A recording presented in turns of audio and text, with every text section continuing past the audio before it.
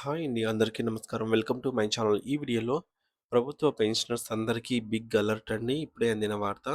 మరి ఈ పూర్తి వివరాలు ఏంటో ఈ వీడియోలో తెలుసుకుందాము. వీడియో ఎక్కడే గాని స్కిప్ చేయకుండా ఎండ్ వరకు చూసేయండి. అప్పుడే ఇన్ఫర్మేషన్ పూర్తిగా అర్థమవుతుంది. అలాగే వీడియో చూస్తున్న ప్రతి ఒక్కరు వీడియోని లైక్ చేయండి, షేర్ చేయండి. కొత్తగా చూస్తున్న వారైతే సబ్స్క్రైబ్ చేసుకోవడం మర్చిపోకండి. ఇక ఆలస్యం చేయకుండా వివరాల్లోకైతే వెళ్ళిపోదాము.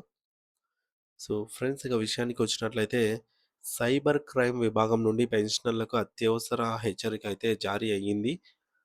ఏంటంటే మీ కష్టార్జితం ప్రమాదంలో పడకుండా ఈ విషయాలు తప్పకుండా తెలుసుకోండి అంటూ. ఈ మధ్య కాలంలో సైబర్ నేరగాళ్ళు ఒక కొత్త రకం మోసంతో మీ బ్యాంకులో ఉన్న సొమ్మును ఖాతాలోని ఖాళీ చేయడానికి ప్రయత్నం చేస్తూ ఉన్నారు. దయచేసి ఈ హెచ్చరికను పూర్తిగా అయితే ఈ వీడియోని చూసి అప్రమత్తంగా ఉండగలరని మనవి. ముఖ్యంగా ఎలా ఏ విధంగా వారు మనల్ని మోసం చేస్తారు అని అన్నట్లయితే, సైబర్ నేరగాళ్ళు మీకు ఫోను చేసి, తాము ట్రెజరీ లేదా పెన్షన్ విభాగం నుంచి, లేదంటే బ్యాంకు సైడ్ నుంచి మాట్లాడుతున్నామని నమ్మిస్తారు. వారు చాలా అధికారికంగా, మర్యాదపూర్వకంగా మాట్లాడి మీ నమ్మకాన్ని అయితే చురగొనవచ్చు. వారు చెప్పే సాధారణ అబద్ధాలలో ఈ విధంగా ఉంటాయి. మొదటిది జీవన ప్రమాణ్ పత్రం, లైఫ్ సర్టిఫికేట్ గడువు ముగిసింది. మీ యొక్క పెన్షన్ ఆగకుండా ఉండాలి అంటే దాన్ని వెంటనే ఆన్‌లైన్‌లో అప్డేట్ అయితే చేయాలి. మేము మీకు సహాయం చేస్తాము. మా మా ఈ మాటలు చెప్పి మీ యొక్క పెన్షన్ ఆగిపోతుందేమో అనే భయాన్ని ముందుగా మీకు కలిగిస్తారు. వారు అడిగే కీలక సమాచారం ఏమిటంటే, do not share the details. అంటే వారే అని కాదు, ఎవరైనా సరే మీకు ఫోన్ చేసి తెలియని వ్యక్తులు ఈ మనం ఇప్పుడు చెప్పుకోబోయే వివరాలు అడిగితే అస్సలు షేర్ చేయొద్దండి. అది మోసం అవుతుంది.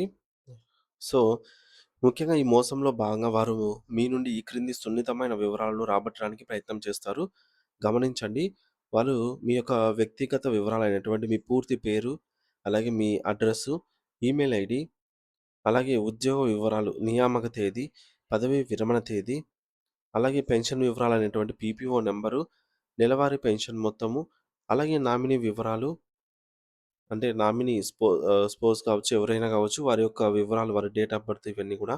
అలాగే గుర్తింపు వివరాలు, ఆధార్ నంబరు, పాన్ నంబరు, ఇక బ్యాంకింగ్ వివరాలు, bank account number, debit card number, సీవీవీ, ఇంకా ఇవన్నీ ఎంతో సున్నితమైనవన్నమాట. ఇక్కడ ఓటీపీ అసలు ప్రమాదం అండి. సో, ఈ అన్ని వివరాలు తీసుకున్న తర్వాత చివరగా ఇలా అడుగుతారు. అప్డేట్ పూర్తి చేయడానికి మీ ఫోన్‌కి ఒక ఓటీపీ వస్తుంది. ఆ నంబర్ చెప్పగలరా అని. సో, గుర్తుంచుకోండి ఫ్రెండ్స్, ఓటీపీ అనేది మీ డిజిటల్ లాకర్‌కు తాళం చెవి లాంటిది. మీరు ఎవరికైనా ఓటీపీ కనుక చెబితే మీ బ్యాంకు ఖాతాపై పూర్తి నియంత్రణను వారికి అప్పగించినట్లే అవుతుంది. మీ లాకర్ అదే మీ కీని, తాళం చెవిని వారి చేతిలో పెట్టినట్టే అవుతుంది. సో, వారు ఆ ఓటీపీ ఉపయోగించి మీ అకౌంట్‌లో ఉండి డబ్బులను వారి ఫేక్ ఖాతాలకు బదిలీ చేస్తారు. మీ పేరు మీద ఆన్‌లైన్‌లో లోన్‌లు తీసుకోవచ్చు. లేదంటే మీ అకౌంట్‌ను పూర్తిగా ఖాళీ చేయవచ్చు. వీటన్నిటిలో ఏ దానికైనా ఆస్కారం ఉంది.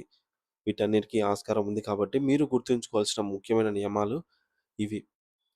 ఫస్ట్‌లీ ఫస్ట్‌గా మొదటగా ప్రభుత్వ కార్యాలయాలనేవి ఫోను చెయ్యవన్నమాట.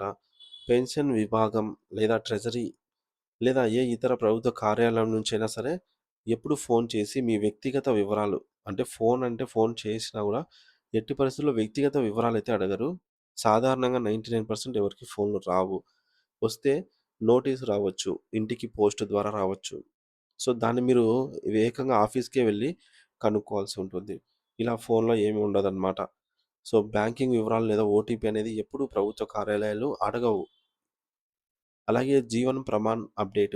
జీవన్ ప్రమాణ్ పత్రాన్ని మీ సమీపంలోని మీ సేవ, పోస్ట్ ఆఫీస్ లేదా ట్రెజరీ కార్యాలయంలో లేదా బ్యాంకులోనే స్వయంగా వెళ్లి మాత్రమే అప్డేట్ చేసుకోవాలి. ఆన్‌లైన్ ఫోన్ కాల్స్ ద్వారా ఈ ప్రక్రియ అనేది జరగదు. మూడోది సందేహాస్పద కాల్స్. తెలియని నంబర్ నుంచి ఇలాంటి కాల్స్ వస్తే వెంటనే ఫోన్ కట్ చేయండి. వారితో వాదనకు దిగవద్దు. ఎలాంటి సమాచారం కూడా మీరు వారికి ఇవ్వకూడదు. ఎక్కువసేపు వాళ్ళతో కూడా మాట్లాడకూడదు. ఇకపోతే నాలుగవది, ఓటీపీ ఎవరికీ చెప్పవద్దు. మీ కుటుంబ సభ్యులతో సహా ఎవరికీ కూడా మీ పర్సనల్ ఓటీపీ గానీ, పిన్ నంబర్ గానీ, పాస్వర్డ్ అటువంటివి ఫోన్‌లో చెప్పకండి. ఒకవేళ మోసపోతే ఏం చేయాలి? ద గోల్డెన్ అవర్ రూల్ అనేది ఒకటుంది. పొరపాటున మీరు మోసపోయి డబ్బులు కోల్పోయినట్లయితే సమయం చాలా విలువైనది. వెంటనే ఈ చర్యలైతే తీసుకోండి. మొదటిది వెంటనే మీరు 1930కి కాల్ చేయండి. ఇది national cyber crime helpline number. మీరు ఎంత త్వరగా ఫిర్యాదు చేస్తే డబ్బును నిందితుల ఖాతాలో ఫ్రీజ్ చేసే అవకాశాలు అంత ఎక్కువగా ఉంటాయి. అలాగే ఆన్‌లైన్‌లో ఫిర్యాదు చేయండి. www.cybercrime.gov.in అనే వెబ్‌సైట్‌లో పూర్తి వివరాలతో ఫిర్యాదు నమోదు చేయండి. మూడోది మీ బ్యాంకుకు తెలియజేయండి. వెంటనే మీ బ్యాంక్ కస్టమర్ కేర్‌కు ఫోన్ చేసి జరిగిన మోసం గురించి చెప్పి మీ ఖాతాను బ్లాక్ చేయమని కోరండి. ఇక నాలుగోది స్థానిక పోలీస్ స్టేషన్ పై పనులన్నీ చేశాక మీ సమీపంలోని పోలీస్ స్టేషన్‌లో కూడా మీరు లిఖితపూర్వకంగా ఫిర్యాదయితే ఇవ్వండి.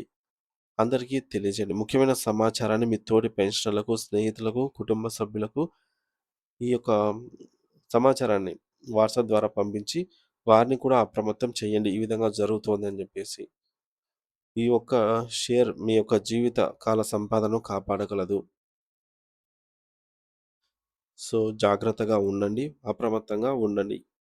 సో, మీ భద్రత మీ బాధ్యత. Thank you for watching this video.